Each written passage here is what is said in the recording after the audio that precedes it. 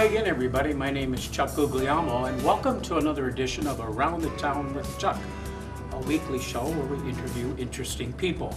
And today we have a sports writer in the house, Angelo Veolatta. Angelo, how are you today? Hey Chuck, doing great. Glad to be on here. Thanks for having me on. We're excited about having you on. Of course, we're going to talk exclusively today about the world champion Cleveland Cavaliers and the Cleveland Indians. But before we do, let's find out a little bit about Angelo. What I do know is that you were a former Mentor Cardinal. I am a Mentor Cardinal, You did some freelance sports writing for the Star Beacon. Yes, for a couple years doing that. And now you're with our Gazette newspapers covering sports. Yeah, starting last January, talked to Byron, and they've given me a great opportunity to get involved and really enjoyed. What's cool is, since my wife and I live up in Mentor, they have the Lake County Tribune as well. So with the Gazette being in Ashtabula County and the Lake County Tribune being in Lake County, I can cover some games in both counties, and it works out well since we live there but commute out here. And it's been a great blast. I mean, what I really like, I've always enjoyed writing, is the chance to do a positive way. I always try to, in every game, even if you lose handedly, there's always a silver lining in that. Like, I remember covering Conneaut a few years ago. I don't usually see him too much anymore now, doing more in Lake County or beginning of Ashtabula County. But I remember, they had lost a big football game by quite a bit of points, maybe 45, 52 points. They ended the game, though, on a 15-play drive where they went 96 yards and scored. So they lost 52-6, I think, was the final score. But to me, you write the facts, you get it all in there. But I also look and see, hey, a team like that, they could be down on themselves. But instead, they had the gusto to come out and put together a 15-play, 96-yard drive. So I try to look at the whole thing, because every game, somebody does something right. Mm-hmm. Even if they do get a lot wrong, they still get something right. Being a young sports writer, such as yourself, what would you say so far has been, whether it be with the Star Beacon or with Gazette, the best game you've ever covered? Well, actually, this past football season, now getting to cover some of Lake County, I got to cover, it was Mentor versus St. Ignatius, 63-56. They threw for, both quarterbacks threw for over 400 yards, I believe it was. And the running back for Mentor ran for about 240. Wow. I mean, the offense was just insane. Another one a couple things that stick out for me, last baseball playoffs, I got to cover Edgewood when they went to the Final Eight in the playoffs, and they played Cannon South real well. Only lost, I believe it was 2-1. But just to see an area team, a lot of kids that you're familiar with, to do that well. And then the guy I'm on the lookout for the future, I got to see a playoff game. It was Holy Name versus Perry this year. And the kid, both teams, offense again. It was offense galore. I think it was 50-something to 40-something. But this kid from Holy Name, I can't remember his name. You're going to have to look it up. But the running back, I've never seen a high school running back with this sort of vision. It was, a lot of high school running backs, they have the plow. They drive in. They know what to do. They got the speed. But this guy had the vision, which I don't think you see all the time in high school level.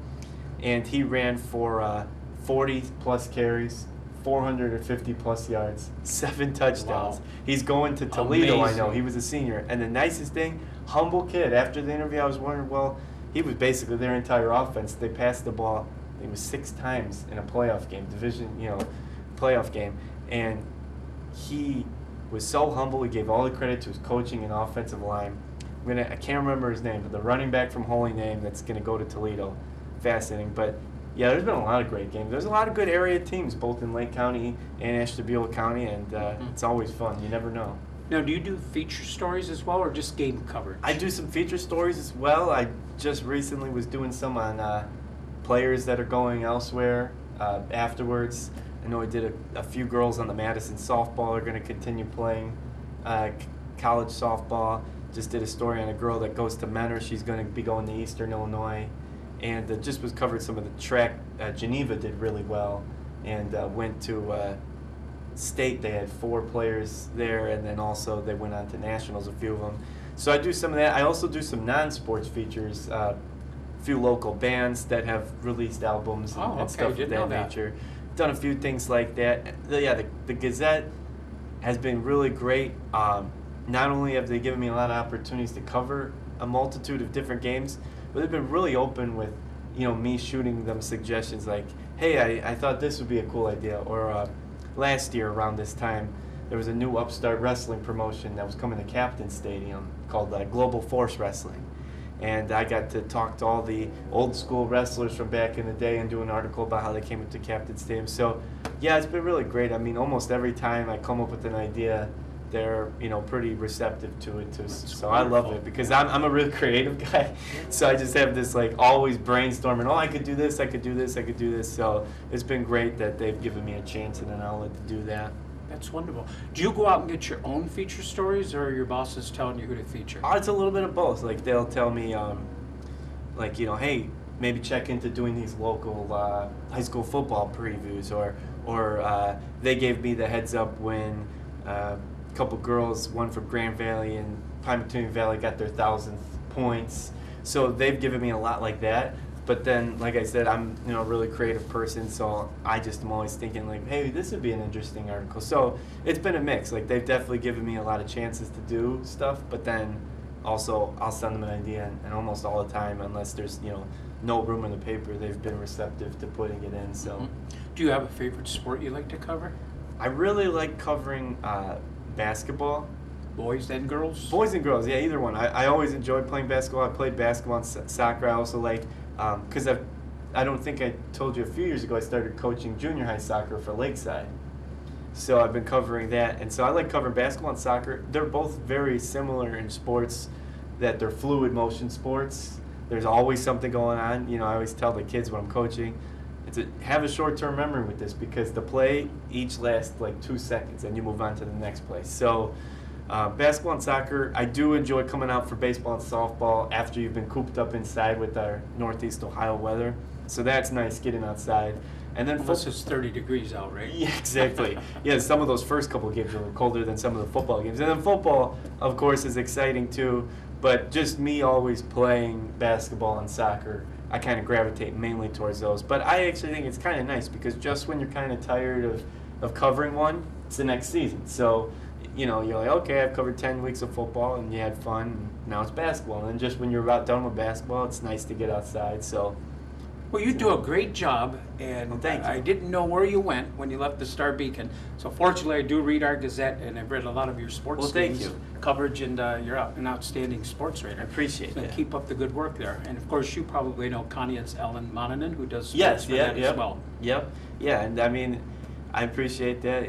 They all do a good job. I like it. I mean, the Gazette is really just sort of, you've got a friendly environment. Like, I've never had any problems with anyone. They kind of just say, hey, keep doing what you're doing, and we don't mess with you, which I like. I know a lot of times in the media and stuff, they want you to do a certain thing, cookie cutter, and I've never been told by them, hey, change your style, because I know I write, and I'm sure you've seen, I write on the very long side, but I want people that are at the game, if you were there, you're like, oh yeah, that's what happened. And if you weren't there, you know exactly what happened, how it happened, when it happened. So, and they've never said, hey, you need to cut it down, because I've had a few game recaps that have been pretty long, and I was a little worried sending them in at first.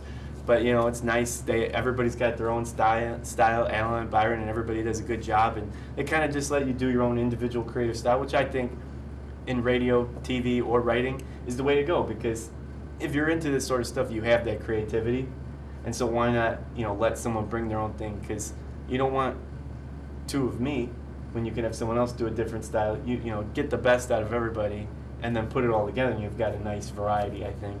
Well, we really miss you. I know I really miss you, as you're not coming out covering Conneaut, because Right. you're more or less staying on the other side of the county. But maybe you can come and see our new football stadium, Oh, and did you maybe get a new I'll one? work Okay. something out where I can trade you and Alan for a day, and Alan can do one of yours, Okay. and you can come to Yeah, I know actually the last time I came out to Conneaut, oh man, I was just so happy to be there. It was because it was an absolute blizzard. I'll never forget it. I remember Oh, we really? were talking about, and I always try to get to games really early during the JV game, just because I'm a person that just likes being situated, ready to go, in case there's traffic I or think bad I weather. might remember that. And it was so bad, I didn't get there till right before the game started, and it took me, and we were living in Ashtabula at the time, not Menor, and it took me an hour and 35 minutes to get to Conneaut I think from I remember you Ashtabula. telling me that. Yeah. But it was the game. I think it went, and then of course it went late. It went into double overtime, I believe. Of course it would. And they were playing a school out of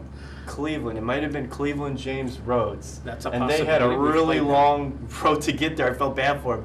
But they had a kid that was a sophomore that scored like 49 points in that game. And I think it went back and forth. It was a great game. Wow. But I felt bad for them because I'm like, oh my gosh, this Yeah. game's ending late. Right. The weather was treacherous, although I think it let up a little bit It probably afterwards. was a Tuesday night game, probably. Yeah, probably, in the middle of the week. But yeah, but I enjoyed it. And always, everyone at the Conneaut Scorers table has always been really nice. And everywhere you go, really, the people have been very accommodating, and the coaches are always nice too. So Talking with Angelo Veolatta, a sports writer currently for the Gazette newspapers. Of course, it's the Courier here in Conneaut.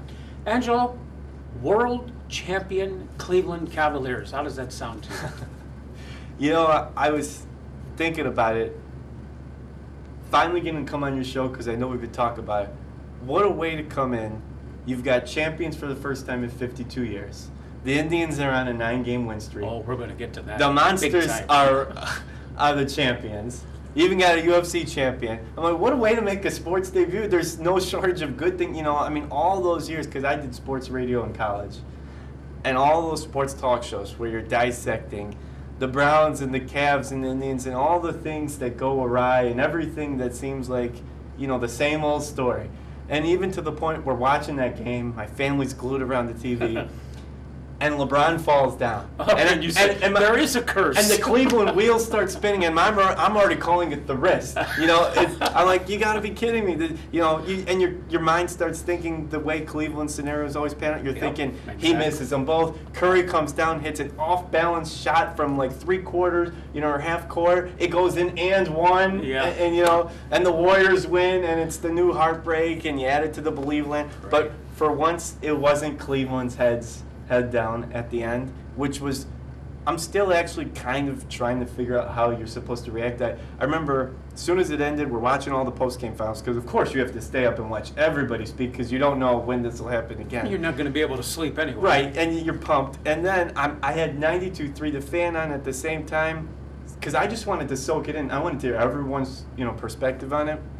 And then I was listening to Triv the next day, who I had interned with, and he's saying, You interned with Trevisano? yeah, back in 09. Really? And I remember he kept saying the same thing. He's like, I don't think anyone knows how to react. And I still don't think anyone does, because we're not used to being champions.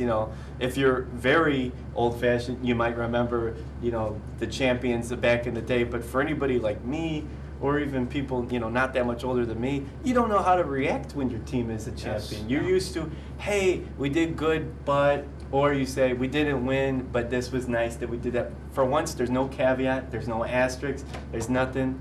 The Cavs are the champions. I mean, what was your thought on it when you saw that? Oh my when it gosh. hit 0, what were you thinking? I just was speechless, and I'm not usually speechless. Yeah.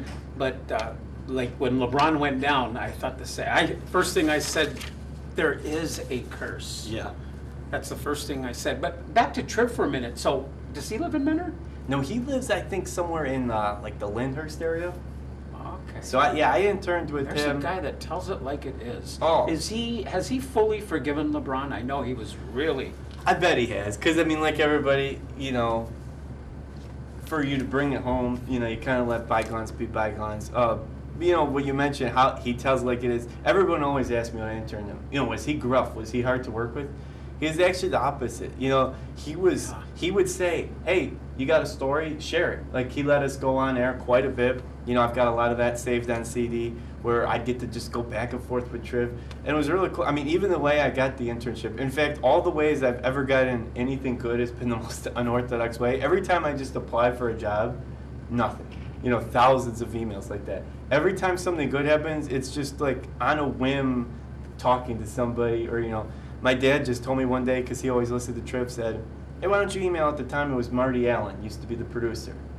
And he said, why don't you just send him an email? So I sent him an email. Couldn't believe it. Half hour later, he's like, okay, you're our intern. Wow. I was like, oh, what, really? Oh, exciting. But every time I go through the whole, loophole, fill out your application, make an account, send this, send that, That's exciting. nothing happens. That But is whenever super. it's just out of whim, yes, I'm glad my dad said that. Yeah. But he's really great, actually, he said if you want to contribute, as much as you want to put into it. So, yeah, I had no complaints. It was gonna be a great thing to be a part of. I gave him a few of my college shows to listen to, and he would give me, feedback on it. Of course, he's on WTM, 3 o'clock in the afternoons. Yep. Now, he doesn't always just talk sports anymore. No, he's big into got politics. diversified. But, as gruff as he may come off with that, sort of bravado on air, he really is, harmless off air. Although I will say that the scariest moment in the internship had nothing to do. I wasn't afraid, actually, of talking with him. I mean, it was cool. I mean, don't get me wrong. It was really, really cool. But I wasn't nervous or thinking I couldn't handle it, because the only two things I'm really good at are writing and talking. So I'm like, all right, I got to bank on that. But what the scariest thing was before I got there, and he really didn't make us do, go for errands, I don't think I ever had to, go get coffee or anything. But the one time he's like, hey, would you mind? I hate to ask you this. Can you go fill my car? I'm thinking, okay, all right. Well, he had a big brand new yellow Hummer. Now, I've never even driven a big car. And on Rockside Road, the traffic, I don't know if you're familiar, is very kind of crazy when you're not used to that. And I had to cut across 2-3 lanes with this Hummer to pull into the parking lot. And I just kept thinking, I'm going to destroy Triv's Hummer by accident. I was so happy to hand him back the keys. It was one of the most gratifying moments of the whole internship that I was right, because he wouldn't have done it in a mean way, but I'm sure that would have been the next topic on. And I did not want to be the intern who wrecked Triv's car. But as far as the on-air, and the Hummer was fine. But as far as all the on-air stuff goes, he was such a easy guy to work with, actually. Angelo, how did the Cavaliers win the championship? I had them dead after 2. Yeah. I had them dead again after 4. After 5, I still didn't think they would do it, but I was getting a little bit more excited knowing Game 6 was at home. Right. How did they win it? Well, my wife and I went to the Game 5 watch party because it could be the end. And I had never been to watch party, and I said, if they win tonight, they're going to win. Because Game 5 was the hardest game. Not because it was, it was an elimination game, so if you lose, you're going home. But the reason it was the hardest game was, think about it, if they win that one, they're going to Game 6 at home with a 1-game win streak. Then, they're going back home or on the road to Game 7, but you're now on a 2-game win streak. So this was Game 5. You're not on a win streak, and you're on the cusp of elimination. The way they got it actually done, though, was they stopped playing Warriors basketball, and they started playing Cavs basketball. You can't get in a shootout, with Golden State. On any given day, Golden State's going to outshoot you 8 out of 10 times minimum. You might get lucky a few times when you're really hot. Now, if the Cavs had a game like they played against the Hawks where they drained 25 threes, okay, you'll win a shootout with Golden State. But that's not typically how the Cavs win it. They started going inside. They started drawing the fouls. They took the focus off of having to hit that shot. Because if you notice, when things were going bad, they were just dribbling it down and lofting up a 3, not even setting up a play. It was just kind of desperation basketball. I think, Tyronn Lue must have done a really good job, which I wasn't sure how his demeanor, because he comes off as so calm. So I'm like, does he have that fire to light? He must have. Calm and polite. Very calm and polite. You got to give him that. But he also must have lit a fire under him and said, hey, you're going to lose if you play Cleveland or Golden State ball. But if you play Cleveland ball, you can come back. And if you watch from Game 5 on, they stopped using the 3 to gain momentum. Instead, they were hitting 3s once they had momentum. Because the Cavs are a good 3-point shooting team when they're hot. And so they'd go inside, they'd work the boards, and then when things were going good, they started hitting that big 3 on top of it, instead of trying to go 3 for 3 with Golden State, which I don't think is a good idea. The Cleveland Cavaliers, did they have a chance to win 3 games in a row in your mind because, well, the obvious reason, they have the best player on the planet? I don't think, you can ever count a team out. Even though I only coach on the junior high level, I always tell the kids, the main things we preach is just passion, giving your all and positivity. And I don't think you ever give up. I don't think you give up if it's 3-1 and you're the Cavs and there's 2 minutes left and you're down 11. There's still a will. If there's a will, there's still a way. It doesn't mean it's going to be easy. So I never counted them out.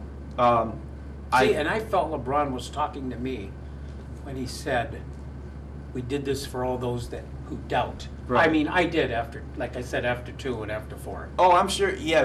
And if you noticed, if you watch the parade coverage and everything, he's celebrating different than all the other players. All the other players, it's sort of like a big gala, a party, and that's good. I mean, there is a reason to celebrate. If you notice, he's sort of a little bit more introspective, a little calmer, kind of taking it all in.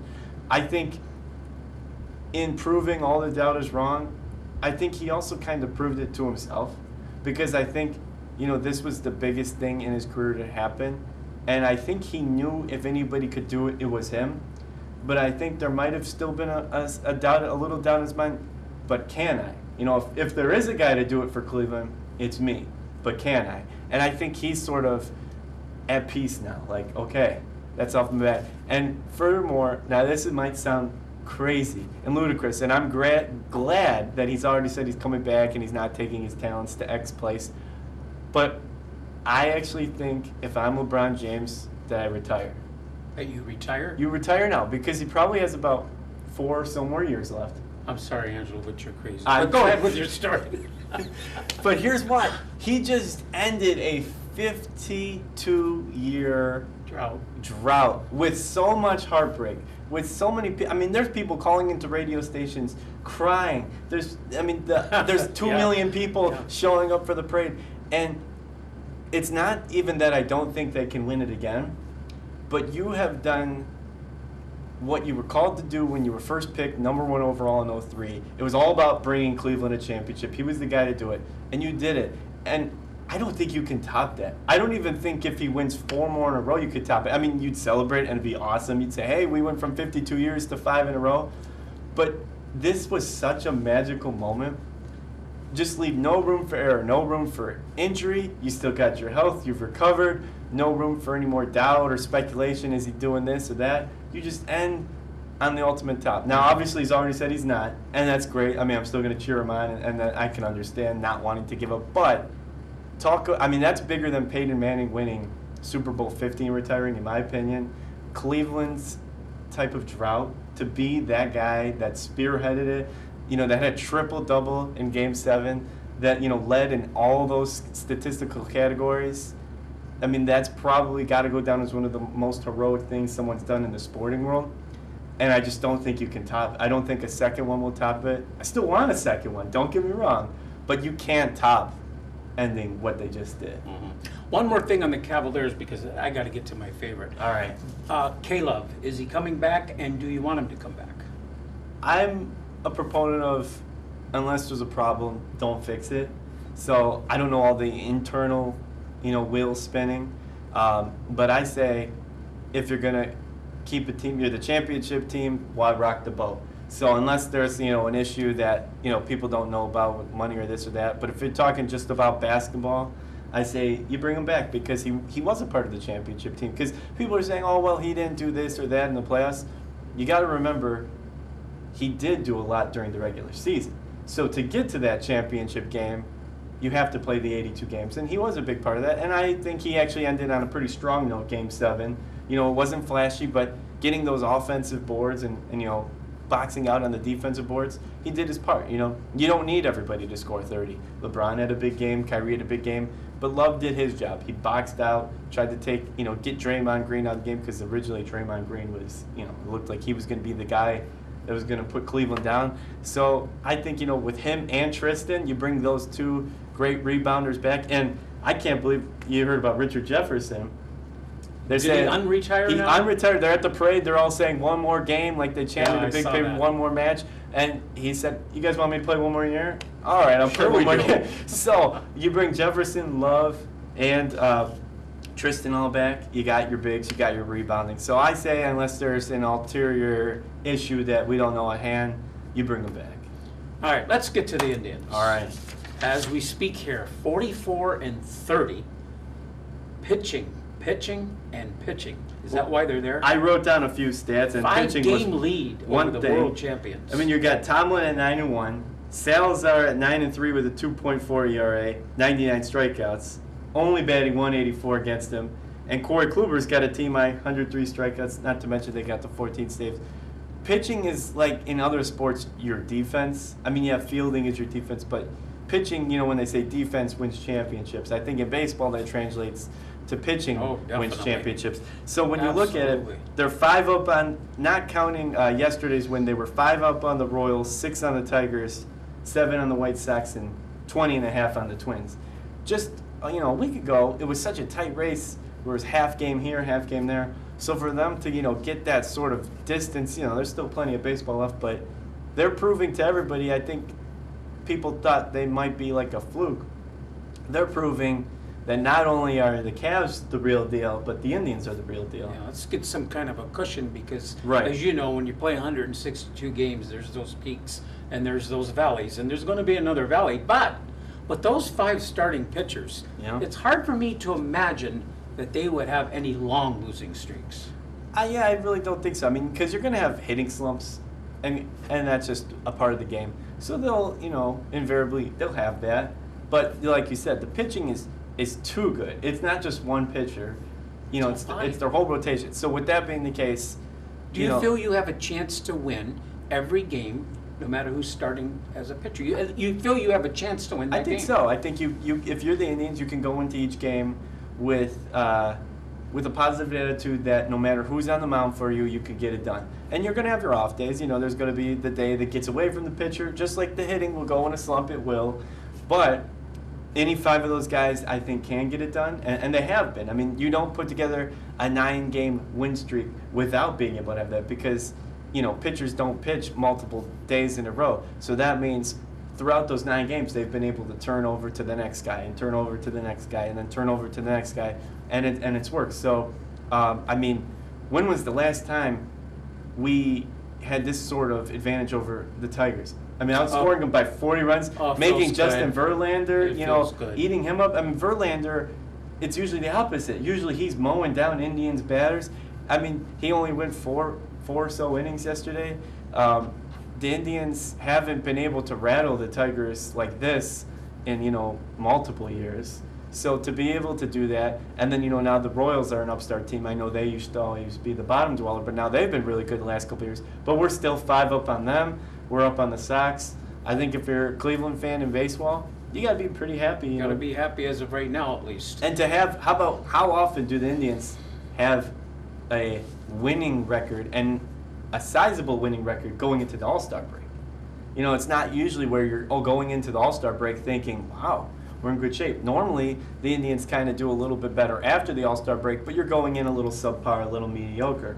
But if we can continue to play like this up into the All-Star break, you got to be pretty happy if you're Francona and if you're an Indians fan going in. Now, the pitching, I don't think has overachieved. I think they're that good. Yeah. Now, the offense, probably a little bit overachieving, would you say? Yeah, I mean, I wrote down you got 3 guys with double-digit home runs. Napoli hit his 16th yesterday. Santana does as well, have 16, and Lindor's got 10. Are they going to be able to keep it up like that? 3 guys batting over 300. I think the Indians' hitting is more susceptible to going in a slump, but it's one of those things. It's working now, so just you tell those guys, hey, keep going out what you're doing. And if a slump comes, which usually there will be, you just figure it out then. But I think, when you see the pitching backing you up like that, it kind of takes off the pressure because you don't think, oh, I need to, hit for the cycle today and steal 2 bases and, go yard twice. You think, okay, we just got to go out and do our thing. We know the pitchers are going to, keep this game low scoring and keep it close. So they feed off of each other. So as good as the pitching does, I think the hitting will continue to feed off of that positively with the energy. And then if the hitting continues to overachieve, like you're saying, which I agree, I think, they're playing better than expected, then that's going to help the pitching too, saying, hey, these guys are giving us that lead, giving us that cushion. Then they can just go out and throw strikes instead of thinking, hey, I've got to keep them to 2 hits.